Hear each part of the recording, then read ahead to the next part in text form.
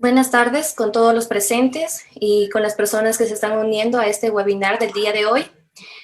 Para quienes se unen por primera vez, bienvenidos a este webinar organizado por el Instituto de Investigación y Pedagogía para la Educación a Distancia. En esta ocasión contamos con nuestro ponente, Diego Vinicio Alvarado Astudillo, para conocer un poco acerca de su currículum. Él es doctor en Estadística e Investigación Operativa de la Universidad de Sevilla, España, máster en Evaluación, Gestión y Dirección de la Calidad Educativa, Universidad de Sevilla, España, magíster en Educación a Distancia de la Universidad Técnica Particular de Loja, Ecuador, diplomado en Gerencia Estratégica en Desempeño Empresarial, Universidad Técnica Particular de Loja, experto universitario en Dirección de la Calidad Educativa, Universidad de Sevilla, España, economista de la Universidad Técnica Particular de Loja, docente universitario en la UTPL de las asignaturas de Estadística, Microeconomía, Teoría Microeconómica y tiene una experiencia de 23 años de trabajo. En esta ocasión estaremos hablando sobre el proceso de evaluación de los aprendizajes, específicamente sobre el componente de aprendizaje autónomo en la gestión del proceso educativo. Le damos paso a nuestro ponente. Bienvenido. Buenas tardes. Buenas tardes. Muchas gracias. Un saludo muy cordial a todos los participantes en esta serie de webinars que estamos organizando justamente con el Instituto de Investigación y Pedagogía para la Educación a Distancia. Al mismo tiempo, agradecer de una manera muy cordial al Vicerrectorado Académico y al Vicerrectorado de Modalidad Abierta y a Distancia por darnos esta oportunidad de compartir algunas inquietudes, algunos conocimientos con nuestros queridos compañeros de la Universidad Técnica Particular de Loja. Justamente este espacio nos brinda la oportunidad para contribuir a un diálogo constructivo, de intercambio de experiencias, no solo a nivel de docentes, sino también a nivel de toda la comunidad universitaria. El objetivo, pues, de este webinar es precisamente promover y fomentar el diálogo constructivo sobre un componente que es muy importante dentro de nuestro sistema de evaluación de los aprendizajes, como es el componente de aprendizaje autónomo y enmarcado dentro de lo que es la gestión del proceso educativo de nuestros estudiantes. Bien, nosotros como instituto hemos venido haciendo una serie de webinars que nos van a permitir tener conocimiento claro del sistema de evaluación de los aprendizajes y sobre todo de la planificación que nosotros debemos tener de cara hacia nuestros estudiantes, ¿no es cierto? Con esto quiero decir que nosotros estamos trabajando siempre en una comunicación permanente hacia nuestros docentes universitarios. Sí, bueno, vamos a presentarles, permítanme ustedes poner en contexto, pues, la presentación que hoy mismo vamos a tratar, ¿no es cierto? El componente de aprendizaje autónomo en la gestión del proceso educativo. No sé si se ve, ¿se compartió la pantalla? Sí. Sí, está muy bien. Perfecto. Entonces, como ven ustedes, esto va a ser lo que vamos a ver hoy tarde, ¿no es cierto?, dentro de lo que se trata de la planificación que nosotros tenemos justamente en este diálogo, en este conversatorio que vamos a tener conjuntamente con el Vicerrectorado Académico. Dentro de lo que nosotros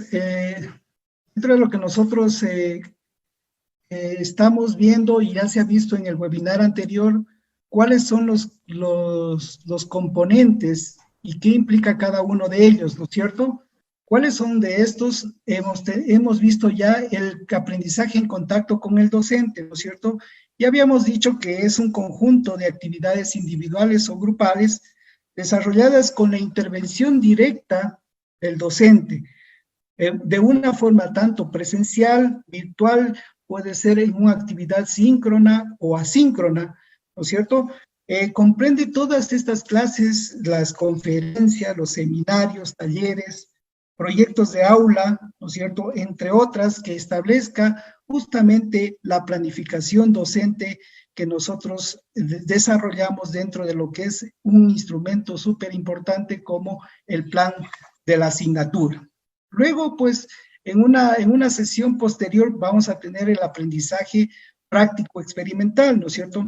Este componente, ¿a qué se refiere? A poner en práctica todo lo que hemos visto o que el estudiante ha visto en lo que es la teoría, ¿no es cierto? Es decir, poner la teoría en la práctica. Las actividades de este componente son variadas, su desarrollo depende de la naturaleza de la asignatura y de los resultados de aprendizaje declarados en la planificación microcurricular. Tenemos algunas actividades aquí, como son las prácticas del servicio comunitario, la resolución de casos, de problemas o casos, prácticas, laboratorios. Nosotros tenemos los laboratorios virtuales, algunos talleres, investigaciones y representación en escenarios y simuladores. Lo que hoy día nos toca ver es justamente el aprendizaje autónomo. Este aprendizaje autónomo, pues, es el conjunto de actividades de aprendizaje tanto individuales o grupales, de acuerdo a la planificación que el docente desarrolló, de forma independiente. Esa es la característica principal, la forma independiente que el estudiante, sin contacto con el docente, sin el apoyo académico, cumple con estas actividades. Muy bien, muchas gracias, Diego. Hoy nos corresponde hablar sobre el componente de aprendizaje autónomo, que nos permite a los estudiantes alcanzar la forma independiente de los resultados de aprendizaje. Frente a ello, me gustaría hacer la pregunta, ¿qué aspectos debemos considerar al planificar las actividades de este componente? Sí, como habíamos dicho nosotros, este componente incluye algunas actividades determinadas en el plan docente para que el estudiante las desarrolle en forma individual, en forma autónoma, en forma independiente, ¿no es cierto? Y este componente pues tiene la finalidad de mejorar las capacidades relacionadas con el logro de las competencias, con el logro de los resultados de aprendizaje, ¿no es cierto? Que el docente en su debido tiempo y en su planificación a través del plan, en el plan de asignatura, pues permite que tener en contacto. Entonces, ¿qué decimos de este componente? Este componente es el conjunto de esas actividades grupales o individuales, ¿no es cierto? Es decir, que el docente puede desarrollar a través de una serie de actividades que puede estar a través de grupos de trabajo, ¿no es cierto?, de exposiciones, de grupos de trabajo, de presentaciones colectivas, o también a trabajos individuales a través de un ensayo que el docente pueda plantear. Estas están diseñadas, obviamente, si nosotros decimos que el estudiante las desarrolla independientemente, pero tiene que estar diseñadas por el docente. En la actividad, en el desarrollo de la actividad no interviene el docente, porque el estudiante tiene que investigar, tiene que averiguar, tiene que hacer una serie de actividades adicionales para poder lograr esta actividad que el docente le ha planteado. Asimismo, estas actividades las desarrolla de forma muy autónoma y se promueve con esto la contextualización de los conocimientos y ver la reflexión crítica que tiene el estudiante sobre aspectos o sobre temas o sobre actividades que el docente ha planteado en su planificación. Muy bien, Diego, ya ahora que nos vamos adentrando un poco en el tema específico del aprendizaje autónomo, si consideramos que las actividades de este componente las desarrolla el estudiante de forma individual, sin la intervención directa del profesor, ¿qué tipo de actividades se pueden desarrollar?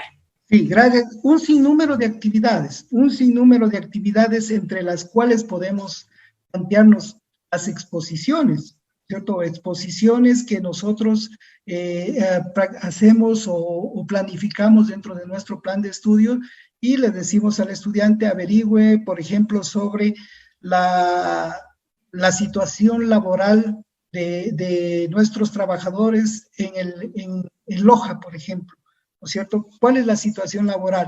El estudiante tiene que hacer una serie de investigaciones en forma individual, en forma autónoma, lo que le permite tener un ensayo, tener un informe, y ese informe presentarlo, puede presentarlo hacia sus compañeros, puede presentarlo hacia el docente, es decir, y compartir los conocimientos que él obtuvo. Otro serían los ensayos, ¿cierto? Estas exposiciones y a través de un ensayo que se lo puede plantear. Asimismo, la actividad que el docente dice, pues lea este libro y haga un ensayo sobre el libro que lo acaba de leer. Entonces, el estudiante puede realizar a través de un ensayo de 200, 300, depende de las condiciones y de las características y de la sugerencia que den al docente para que el estudiante las pueda desarrollar. Otras actividades como las tareas. Generalmente enviamos una tarea, hacemos un taller donde le decimos al estudiante pues resuelva ciertos ejercicios o haga una investigación sobre cierta situación que se presenta en su localidad, pues el estudiante desarrolla ese tipo de tareas, ¿cierto? Resolución de ejercicios, resolución de casos, que le va a permitir al estudiante también tener ese tipo de actividad de trabajo autónomo. Otra también es la de los desarrollos de prototipos. Tenemos nosotros un laboratorio de física aquí que es muy importante y que también se lo puede plantear a nivel del entorno virtual de aprendizaje, este desarrollo de prototipos que permiten solucionar alguna situación o algún problema que se presente dentro de la sociedad, dentro de su comunidad. Entonces, esto nos va a permitir pues que el estudiante haga esa investigación autónoma, realice esa investigación sobre las posibles situaciones y las posibles soluciones que le permita. Y al presentar este trabajo, al desarrollar ese trabajo, pues lo puede combinar, hacer un mix, ¿no es cierto? Desarrollar el prototipo, hacer la exposición o realizar un ensayo o una tarea.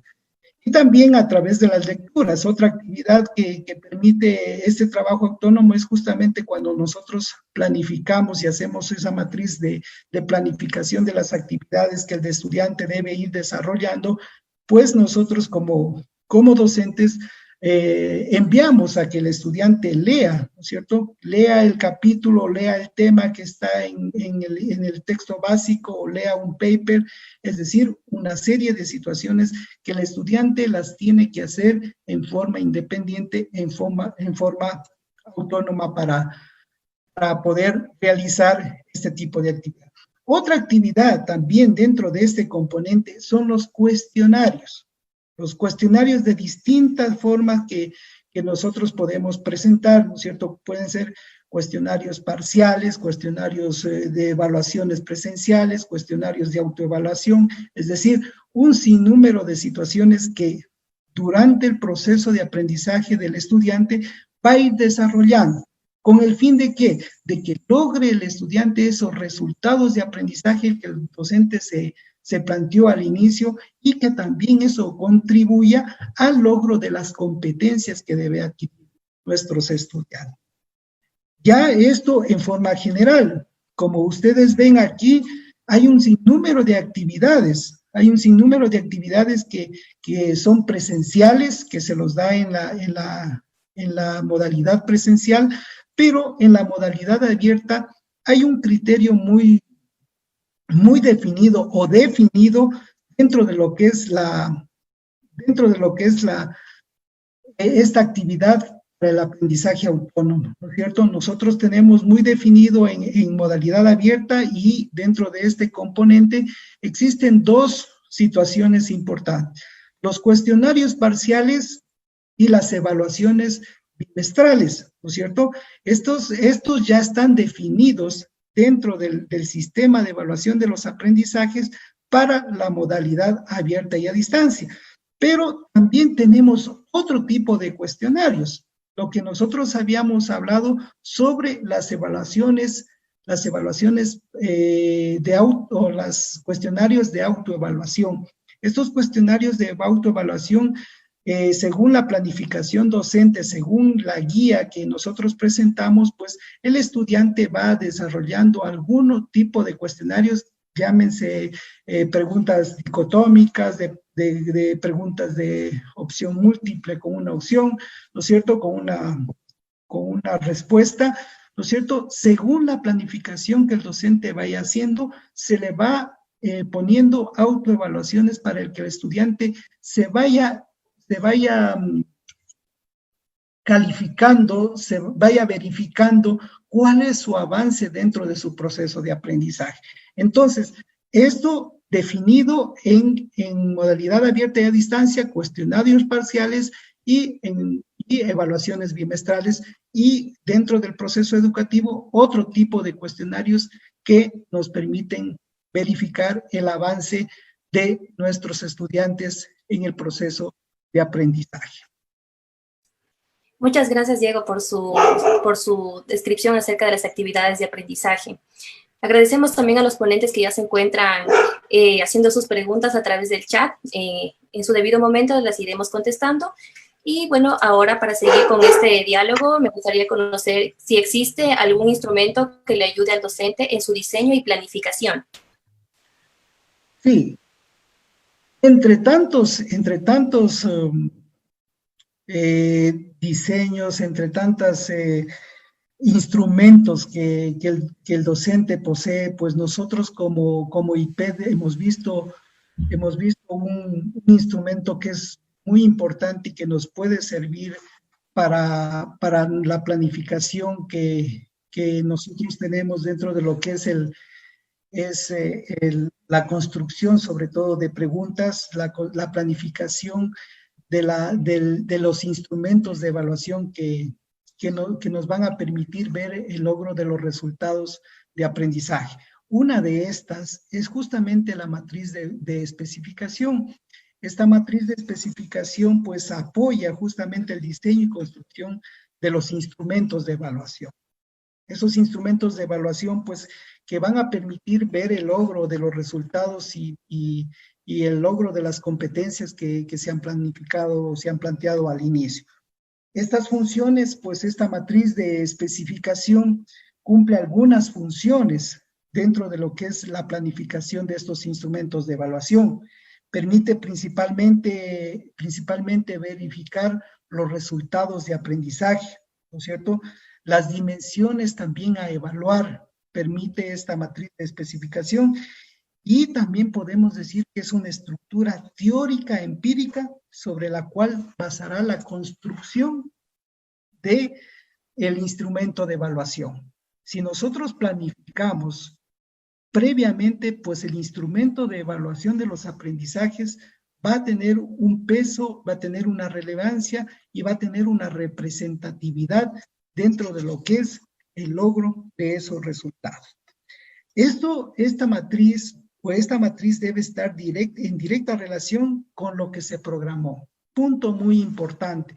Esta matriz de especificaciones que nosotros la planteamos tiene que estar en concordancia con el plan de la asignatura. Acordémonos que en el plan de la asignatura nosotros nos hemos planteado una serie de actividades en los 3 componentes como lo habíamos visto al inicio, ¿no es cierto?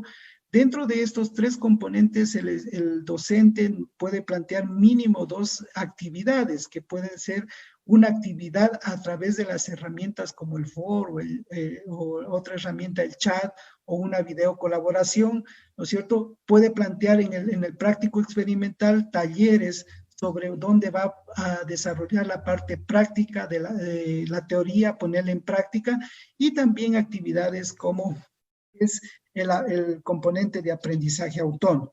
Recuerden que nosotros tenemos las 2 ya definidas en modalidad abierta, que son las evaluaciones parciales y las evaluaciones presenciales o las evaluaciones bimestrales, ¿no es cierto?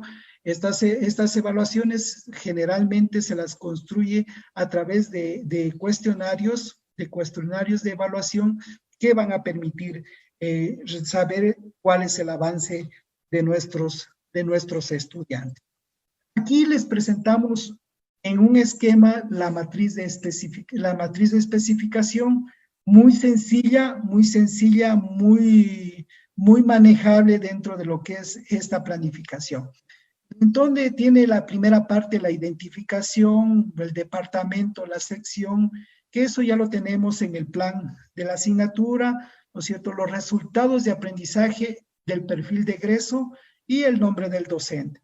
Esos como datos informativos, datos generales que el docente debe poner. Nosotros vemos que tiene cinco columnas importantes que nos van a permitir identificar con mayor claridad lo que nosotros vayamos planificando. Muy brevemente, ya lo vamos a ver más adelante, un ejemplo. En la primera columna nosotros vamos a identificar los resultados de aprendizaje, ¿no es cierto? Eso ya está definido en los programas de rediseño, eso está definido en nuestro plan de asignatura. Tenemos los contenidos, ¿no es cierto? ¿Con qué vamos a lograr los resultados de aprendizaje? Justamente con los contenidos de la asignatura. Tenemos una tercera columna, saber el nivel cognitivo con el que vamos a desarrollar esas preguntas o esos tipos de ítems, ¿no es cierto? Ese nivel cognitivo. Y el cuarto tenemos el tipo de ítems que vamos a aplicar dentro de lo que es nuestro instrumento de evaluación. Y por último, la última columna es el número de ítems que nosotros vamos a aplicar. Vamos a ver un ejemplo. Nos hemos planteado aquí un ejemplo sobre esta matriz de especificación. Ya se puso en práctica esto en la asignatura de estadística, ¿no es cierto? En la asignatura de estadística ya se lo puso en práctica y vamos a ver sobre la primera unidad, ¿no es cierto? El resultado de aprendizaje de esta asignatura que se lo obtuvo desde el plan, ¿no es cierto? Identifica la importancia del uso de las técnicas estadísticas en el tratamiento de la información. Los contenidos, estas dos primeras columnas, nosotros la traemos directamente desde el plan de la asignatura, ¿no es cierto? Y tenemos en la tercera columna, pues, lo que es el nivel cognitivo a través de la taxonomía de Bloom, ¿no es cierto? Si nosotros vemos el nivel, es la taxonomía de Bloom, pues, es una clasificación de diferentes objetivos que se logra a través de la educación formal, ¿no es cierto? Y que se basa en tres aspectos importantes: la cognición, la afectividad y la psicomotricidad. En esta taxonomía no solamente se está buscando, no solamente se está buscando la parte de conocimientos, sino se pretende ir más allá, que permite utilizar ese conocimiento para resolver algunos problemas en el conocimiento, unas situaciones de análisis, de síntesis, que le permitan al estudiante avanzar y lograr los niveles más altos del conocimiento, ¿no es cierto? En esta primera fase, pues tenemos, o en esta taxonomía de Bloom, tenemos los dos primeros escalones, digámoslo así, que es el conocimiento básico, ¿no es cierto? El primer escalón, que es el conocimiento, considera las capacidades más básicas del conocimiento, ¿no es cierto? Estas capacidades más básicas que nos permite identificar a través de reconocimiento de datos, de hechos y conceptos específicos, ¿no es cierto? Y también en el segundo nivel, ya en el de comprensión, es capaz el estudiante ya de transformar la información en algo que podemos llegar a comprender e interpretar. Estos dos escalones son los de conocimiento básico, que permiten pues al estudiante tener algún tipo de conocimiento y comprensión de lo que estamos. Luego habla esta taxonomía de Bloom en un conocimiento medio. Son dos escalones donde ya vamos a ir a la aplicación y al análisis. Cuando hablamos de aplicación, hablamos ya del momento que se debe captar y entender. No solamente captar y entender, sino más bien ser capaz de emplearlo. Y aparte de eso, analizar esa situación que se está presentando dentro de lo que es este conocimiento medio. Y por último tenemos el conocimiento alto, ¿no es cierto?, superior o metacognitivo, donde interviene ya la síntesis y la evaluación. Estos escalones, dentro de estos objetivos se ubican, o dentro de estos escalones se ubican ya métodos, objetivos más cognitivos, más complejos, que supone trabajar la información. También nos sirven para tener la base y aplicar para crear, ¿cierto? Y dentro de lo que es la evaluación, principalmente capaces de emitir juicios de valor en base a un criterio, en base a una opinión, ¿no es cierto? Estos son los niveles cognitivos que nosotros vamos a utilizar para crear esas preguntas, para crear esos ítems que nos van a permitir construir un instrumento de evaluación. También nosotros dentro de esto, del nivel cognitivo, vamos a tener un 4%, podemos poner un número, un peso que le vamos a dar también a cada nivel cognitivo. Por ejemplo, en este caso, en esta materia, pues hemos puesto en la columna del nivel cognitivo, hemos puesto que el 4% en esta unidad, el 4% va a ser de conocimiento, ¿no es cierto?, de ítems de conocimiento, y el 6 es un ejemplo, y el 6% a través de un nivel de comprensión, ¿no es cierto? Esto nos lleva, cuando ya tenemos definido el nivel cognitivo, hacia dónde vamos a ir dirigidos, nosotros con estos contenidos vamos a tratar o vamos a realizar qué tipo de ítems voy a lograr, ¿cierto? Es decir, si vemos que la parte del nivel cognitivo decimos vamos a construir ítems o preguntas de conocimiento, ¿qué tipo de pregunta yo voy a tomar? ¿No es cierto? Para eso nosotros vamos a estos tipos de ítems que nos presenta a través del resultado de aprendizaje. Primeramente, tenemos que basarnos en el resultado de aprendizaje, luego basarnos en los contenidos, en el nivel cognitivo que hemos planteado, luego sí en un tipo de pregunta, Pero para diseñar estos tipos de pregunta, debemos primeramente ver y definir cuál es el contenido o dominio conceptual que nosotros tenemos en el instrumento de evaluación. ¿Qué es lo que queremos lograr con ese instrumento de evaluación? ¿No es cierto? ¿Hacia dónde queremos llevarlos a nuestros estudiantes?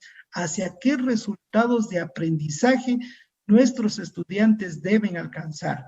¿Con qué tipo de preguntas? ¿Con qué nivel cognitivo? Si queremos que las preguntas sean de un nivel cognitivo elevado, pues vamos a poner los niveles cognitivos más representativos.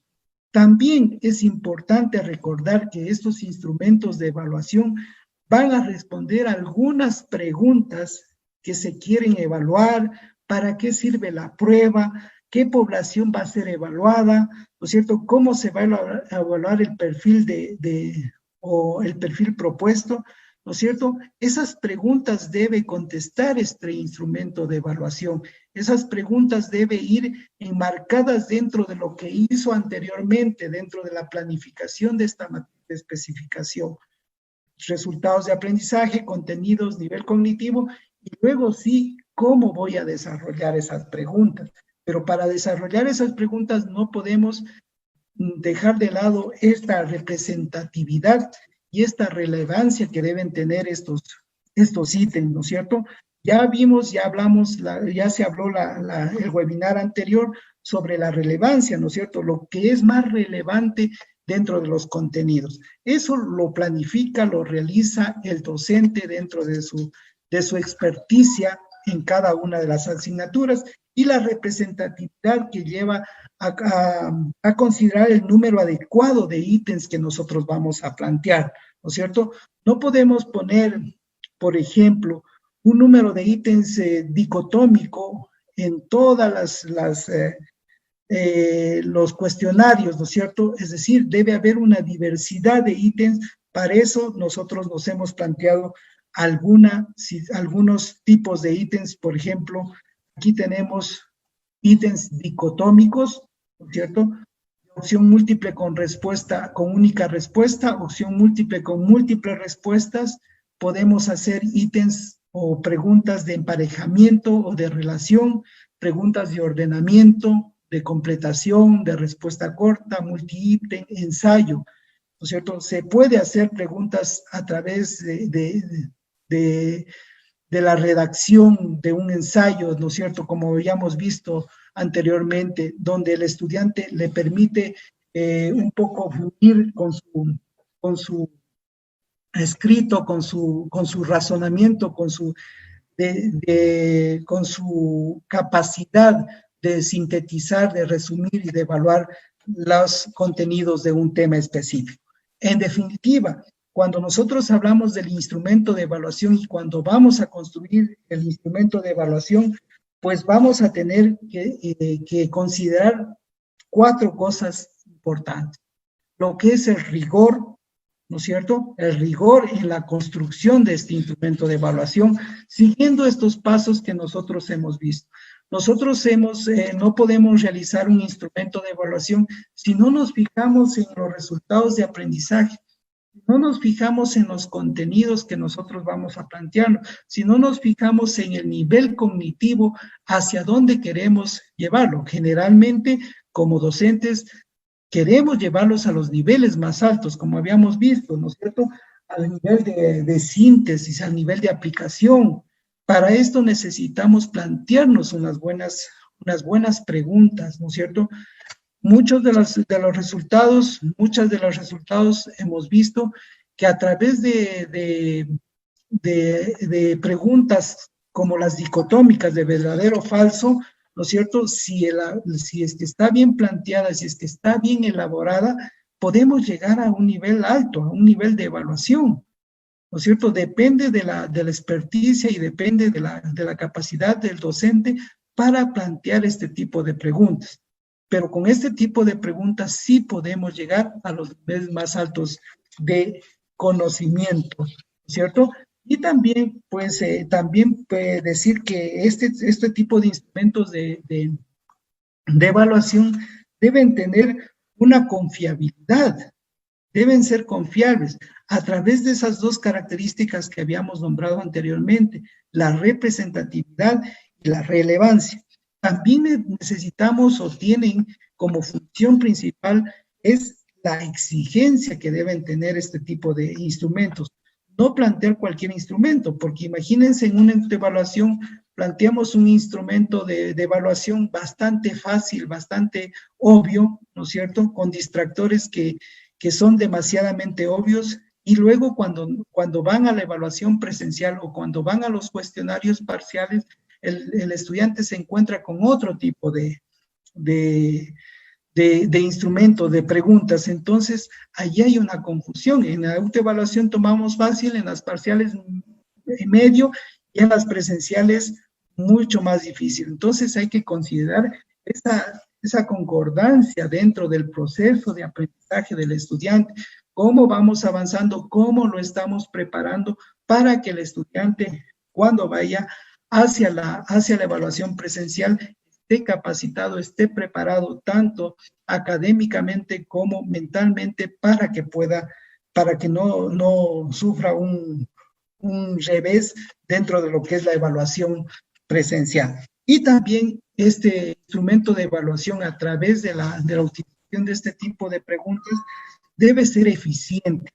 Debe ser eficiente porque acuérdense que nosotros debemos trabajar en base a esos resultados. ¿Qué competencias, al logro de esas competencias, de esas habilidades, de esas actitudes, ¿no es cierto?, que debe tener, de esos conocimientos que debe tener el estudiante de modalidad abierta y a distancia.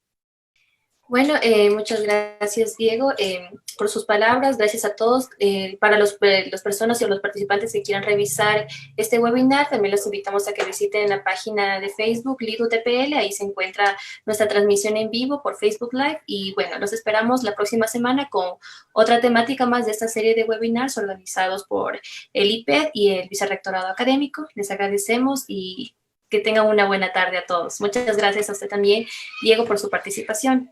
Gracias a todos. Muchas gracias y que tengan una buena tarde.